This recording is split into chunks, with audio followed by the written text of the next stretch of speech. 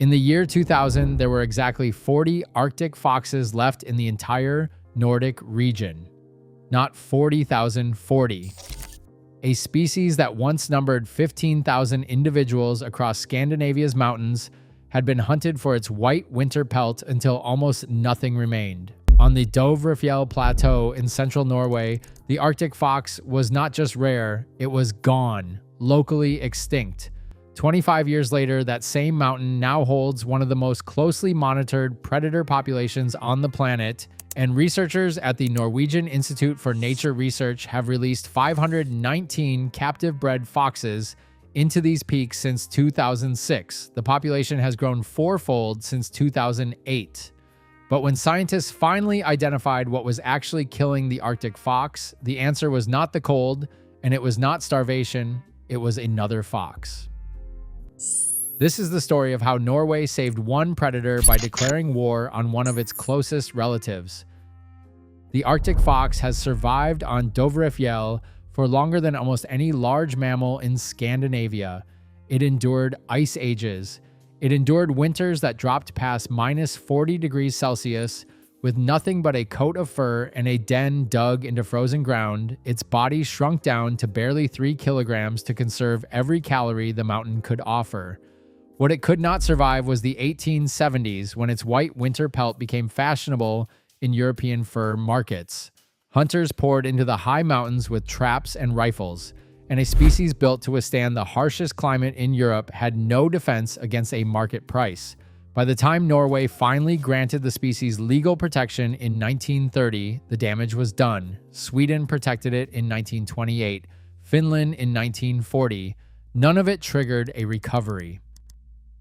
For 7 decades after protection, the Arctic fox population in Scandinavia simply sat at the edge of extinction and did not move. That stagnation is the part almost nobody expects. A species usually rebounds once hunting stops. This one did not. Researchers watched the population hover at just a few dozen individuals for generation after generation, and the mystery of why became the starting point for one of the most detailed predator studies in Europe. By 2004, researchers from the University of Tromsø turned their attention to Finnmark, in Norway's far north, where only a handful of Arctic foxes remained. They needed to understand what was actually blocking recovery before they could reverse it. What they built was not a rescue operation. It was a monitoring network that would eventually track dens, food sources, and a rival predator across 2 decades. The theory researchers landed on had 2 parts. The first was food. Arctic foxes on the tundra depend almost entirely on lemmings, small rodents whose populations rise and crash in cycles that once peaked reliably every 3 to 5 years. A single high lemming year could feed enough fox pups to rebuild a population, but researchers found that warmer winters were disrupting those cycles. The predictable booms were vanishing. Without them, Arctic fox litters failed year after year. The second part of the theory was harder to prove and far more controversial. A red fox, nearly twice the size of an Arctic fox, had been expanding into the high mountains as the climate warmed.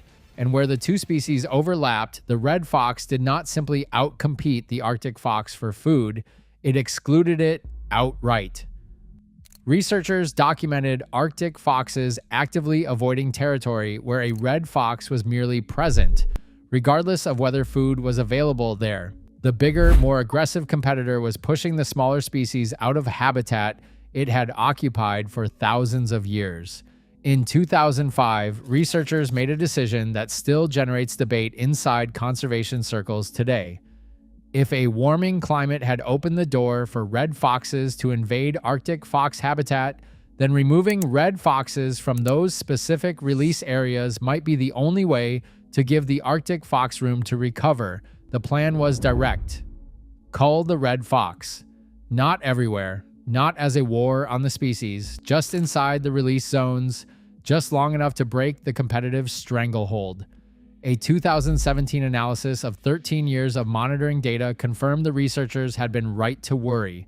In areas where red foxes were removed, Arctic foxes expanded into habitats and food sources they had avoided everywhere else. The 2 animals were not simply sharing a mountain One was actively pushing the other off it. It is worth sitting with what that actually meant. Conservationists were not choosing between a predator and its prey. They were choosing between two foxes, deciding which one belonged on that mountain and which one had to be pushed back out. Wildlife managers across Fennoscandia had long known that culling one native predator to help another was ethically uncomfortable terrain, and many management authorities remained reluctant to apply it. But without it, researchers argued the population math simply did not work. That same year, Nina established a captive breeding station at Setterfjelle, roughly 25 kilometers from Oppdal. 8 large outdoor enclosures were built directly inside the species' historical range, designed to let founding pairs breed in conditions close to the wild rather than in a zoo. The first attempts, using wild-caught pups in earlier trial years, had already failed. The animals showed signs of stress in captivity and would not reproduce. The redesigned enclosures changed that. In 2007, for the first time, every breeding pair at the station produced a litter. The releases that followed were precise almost to the point of choreography. Pups are born at the station in spring and released the following winter in January or February, time to match the season when a young Arctic fox would naturally be dispersing to find its own territory. Release sites were seeded in advance with artificial dens and a network of feeding stations stocked with meat scavenged from muskox, reindeer, moose, and roe deer carcasses. Every fox released in a Dovrefjell and Knutso also carries a pit tag, the same microchip technology used to identify a house cat threaded under the skin before it ever leaves the enclosure. Between 2013 and 2018 alone, tag readers at just 6 feeding stations in the study area logged 143 juvenile and 113 adult foxes passing through, an unbroken paper trail of exactly which animal fed where and when. Every step was built to give a captive-born fox a fighting chance the moment the crate opened, and to give researchers the data to know, fox by fox, whether it was working. But the red fox problem did not go away just because researchers had a plan for it. Even inside supplementary feeding zones, something odd kept happening. Feeding stations meant to support Arctic foxes were being raided by red foxes anyway, undoing the very intervention meant to save the smaller species. The fix came from an unlikely source: fox anatomy. Arctic foxes are smaller and, unlike their bigger cousins, notably unafraid of human structures. Red foxes are wary, larger-bodied, and shy of anything that smells of people. Engineers at Nina designed a dispenser with a narrow tube entrance, sized so that only an Arctic fox's body could physically fit through. It sounds almost too simple to work. It worked.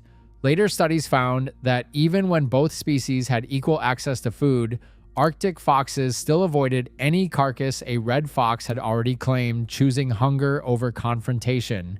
The dispenser design turned that avoidance instinct into an advantage instead of a liability, and it became standard equipment at release sites across the program, quietly solving a problem that culling alone could not.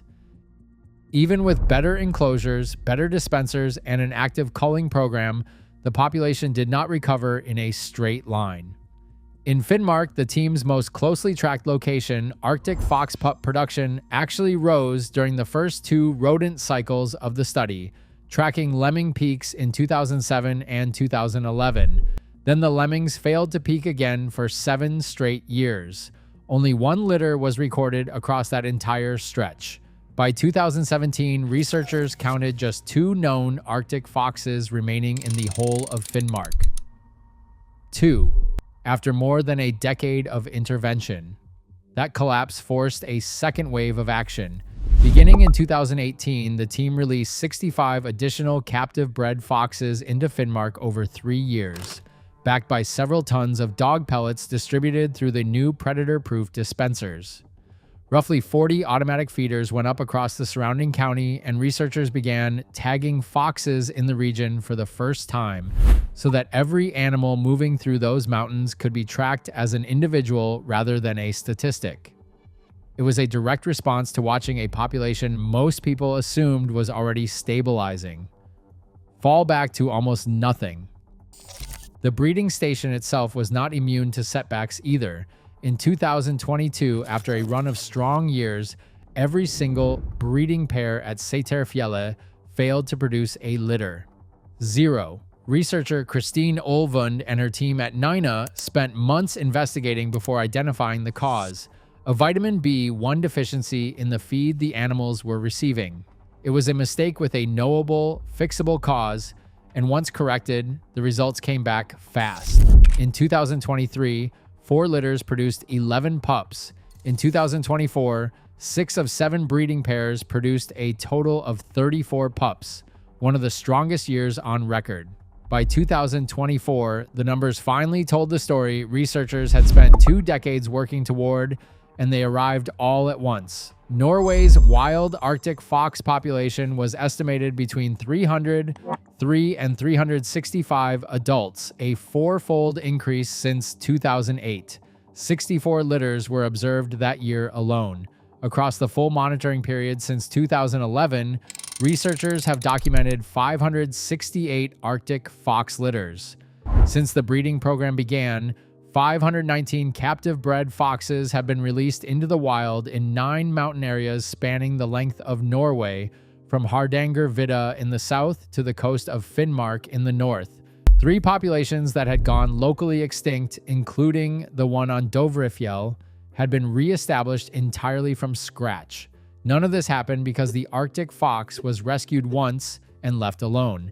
It happened because researchers kept adjusting the intervention as the mountain kept changing the rules. Warmer winters disrupted lemmings. A competitor moved uphill. A vitamin deficiency wiped out a breeding season. Each time, the response was not to abandon the project, it was to identify the specific mechanism and correct for it. Even the baseline odds were never in the program's favor. Tracking data across more than 900 released and wild-born foxes between 2007 and 2020 showed that captive-bred pups survived their first year in the wild at roughly the same rate as foxes born free on the mountain, close to 44%. Less than half of every litter released would make it to a second winter, and the program simply had to release enough year after year for that arithmetic to eventually tip toward recovery instead of decline. Geneticist Øystein Flagstad at Nina is now focused on the next constraint the population faces: inbreeding. As the scattered mountain populations have grown, so has the risk that isolated groups are breeding too closely within their own small gene pool. As he put it, avoiding further loss of genetic variation and rising inbreeding means one thing above all: facilitating gene flow between subpopulations that have spent decades growing up isolated from one another. His team's recent analysis found genetic variation declining and inbreeding increasing across several subpopulations, a pattern that quietly erodes survival rates and litter sizes, even in a population that looks, on paper, like a recovery success. The next phase of the program is not about releasing more foxes. It is about moving the foxes Norway already has between Norway, Sweden, and Finland, encouraging gene flow across a species that was never confined by national borders in the first place, only by the mountain ranges it was forced to retreat into. There is a wider lesson buried in the middle of this story, and it has nothing to do with foxes specifically. For decades, conservation assumed that protecting a species meant one thing: stop the killing and nature does the rest. The Arctic fox spent 70 years disproving that assumption on a Norwegian mountainside. Protection alone was not enough. Recovery required identifying an invisible competitor, feeding one species while excluding another from the exact same food, and treating a changing climate not as background noise but as an active force, reshaping which predator got to survive where.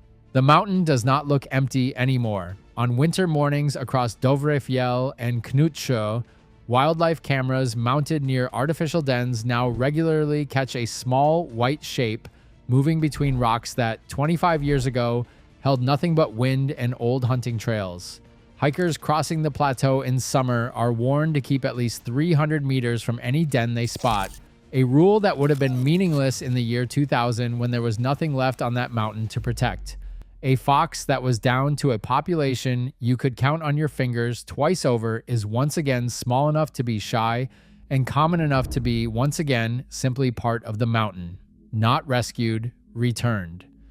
The Arctic fox never needed the mountain to change for it. It needed the mountain to be given back. Did this story change how you think about what it actually takes to bring a species back? Leave a comment and tell me which part surprised you most. The 2 foxes left in Finnmark, the vitamin deficiency that wiped out an entire breeding season, or the fact that saving the Arctic fox meant culling its own cousin. If you're not subscribed yet, now's the time. Hit subscribe, hit the bell. See you in the next one.